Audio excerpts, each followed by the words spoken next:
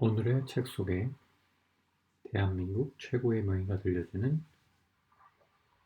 천식과 알레르기 비염에 관한 해결책.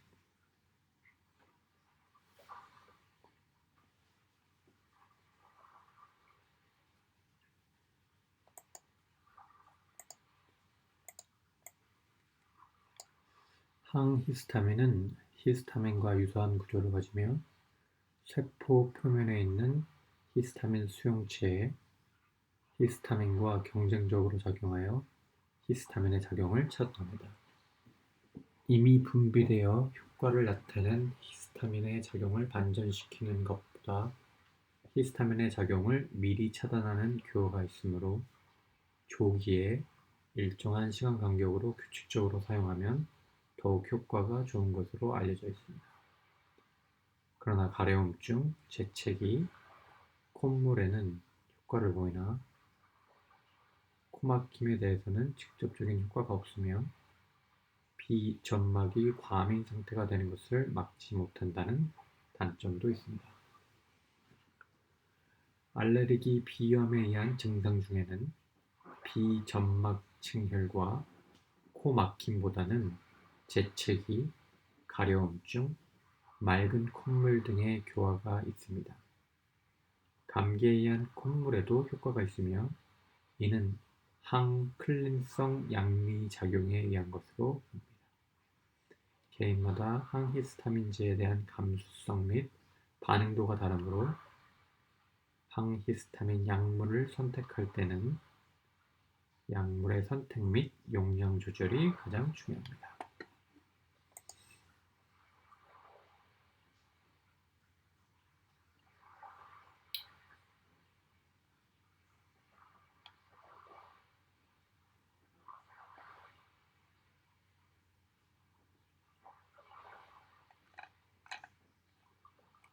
책의 리뷰를 한번 읽어볼까요?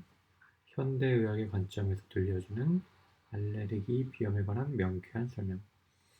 어려운 용어 없이 쉽게 설명되어 있습니다. 비염에 있어서 비염 부분을 중점적으로 읽었는데 제가 이때까지 비염 치료한답시고 얼마나 쓸데기 없이 치료 아닌 치료를 많이 해왔는지 깨달았고 비염 관리의 올바른 방향을 제시해준 책에 고마움을 느낍니다.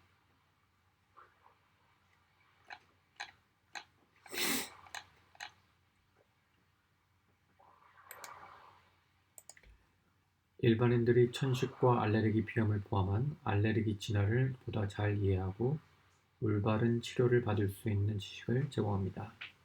선진국으로 진입할수록 알레르기 질환이 급증하게 되는데요. 이는 서구화된 생활 습관에서 원인을 찾을 수 있으며 보건위생 환경이 좋아지면서 감염성 질환은 감소하는 반면 알레르기 질환은 생기기 쉬운 신체 조건으로 바뀌기 때문입니다. 또한 경제 발전에 따라 대기오염, 황사 등 유해 물질이 많이 노출되고 실내에서 생활하는 시간이 늘어남에 따라 실내 항원 및 건축 자재 등에서 나오는 유해 물질에도 많이 노출되기 때문에 알레르기 질환이 증가합니다. 이 책의 저자는 이 책을 통해서 일반인들이 천식과 알레르기 비염을 포함한 알레르기 질환을 보다 잘 이해하고 올바른 치료를 받을 수 있는 지식을 제공하고자 합니다.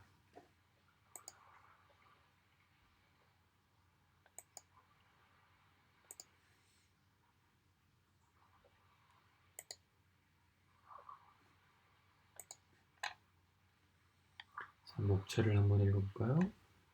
자, 제1장 알레르기 제대로 이해하기, 제2장 천식 제대로 이해하기, 제3장 알레르기 비염 제대로 이해하기, 제4장 체질을 바꾸는 법, 면역치료가 답이다. 천식과 알레르기 비염 환자를 위한 환경관리, 천식과 알레르기 비염 환자가 주의해야 할 이모저모, 환자 사례, 천식을 여는 성공수기, Q&A와 천식과 알레르기 비염에 대한 궁금증 24가지. 본저자 조상현 님은 서울대학교 의과대학을 1984년도에 졸업하시고 1989년 5년 뒤에 내과 전문의를 취득하셨으며 서울대학교 의과대학원 박사, 영국 사우샘턴 대학병원 서울대학교 뇌과학교실 교수, 대한천식 및 알레르기학회 학술이사, 교육이사, 총무이사, 연구이사를 역임하셨으며 한국천식알레르기협회 및 설립 및 운영위원을 맡고 계십니다.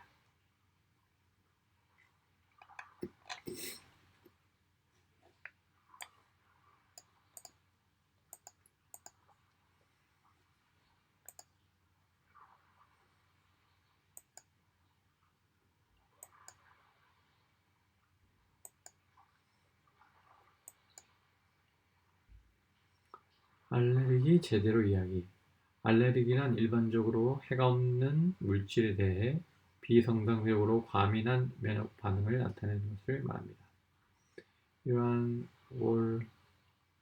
알레르기 반응은 여러 신체 부위에서 다양한 증상으로 나타날 수 있습니다. 알레르기란 무엇인가? 사람들은 난 고양이 알레르기가 있어.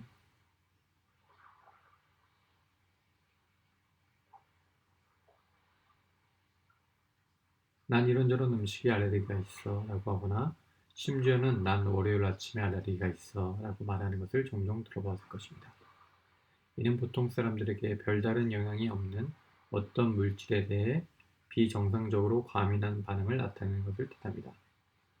즉, 알레르기란 간단히 말해서 외부 자극에 대한 정상적 다르게 변화된 반응이라고 할 수 있습니다. 면역 반응과 과민 반응이란 20세기 초 오스트리아의 의사 피르케가 알레르기라는 용어를 처음 만들었을 당시 이 용어는 인체가 반응하는 방식의 변화를 일컫는 말이었습니다. 외부 물질이 몸 안으로 들어왔을 때 몸은 이에 반응하여 외부 물질을 제거하기 위한 노력을 하게 됩니다. 예를 들면 세균이 몸 안으로 들어왔을 때 이를 제거하기 위해 면역 반응을 보이는데 이것은 우리 몸에 이로운 영향을 줍니다. 하지만 외부 물질이 몸 안으로 들어왔을 때 몸이 이에 대해 비정상적으로 과민하게 반응하면 오히려 몸에 해로울 수 있습니다. 예를 들어 꽃가루가 몸 안에 들어왔을 때 불필요한 염증 반응이 일어나면 이는 우리 몸에 해로운 영향을 미칩니다. 시간에 따라서 알레르기는 해가 없는 외부 물질 항원, 병용균, 이로운 측면 면역 반응, 알레르겐, 이롭지 못한 과도한 반응, 과민 반응, 알레르기.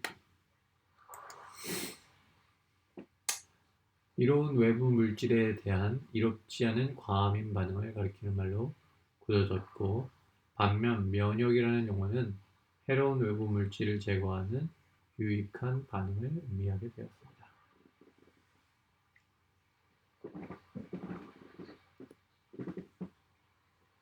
다양한 증상을 유발하는 알레르기. 근본적으로 알레르기 반응은 몸 안으로 들어온 외부 물질을 제거하려는 신체 활동입니다. 따라서 몸의 관점에서 보면 알레르기 반응은 방어 기전의 일환이라고 할 수 있습니다. 면역 반응은 바이러스, 세균 등에 반응하여 발생하는 반면 알레르기 반응은 음식이나 꽃가루와 같이 해가 없는 외부 물질에 대해 비정상적으로 과민하게 반응하여 발생하게 됩니다. 항원, 항체 반응이 일어나면 히스타민이 몸 안에서 방출됩니다. 첫 번째로 혈관이 확장되는 경우 두드러기, 아토피 피부염, 알레르기 병, 설사부터는 알레르기성 위장염, 기관 수축은 기관지 천식이 있습니다. 다시 말해서 알레르기 반응의 경우 원인이 되는 외부 물질 자체는 일반적으로 해가 되지 않으나 그에 대해 우리 몸이 반응하는 방식에 문제가 있는 것입니다. 오늘날 많은 사람들이 고통을 겪고 있는 알레르기 질환의 대부분이 이 범주에 해당합니다. 알레르기 반응은 우리 몸 중에서도 외부 물질에 많이 노출되는 되는 부분에 주로 발생하게 되는데요. 따라서 공기 중에 떠다니는 알레르기 물질은 숨을 쉴 때 우리 몸으로 들어가 코와 기도, 폐에서 알레르기 반응을 일으킬 수도 있고 눈에 닿으면 눈 증상을 유발할 수도 있습니다. 음식물로 섭취할 경우 위장관에서 알레르기 반응을 일으켜 장 운동을 비정상적으로 증가시킬 수 있습니다.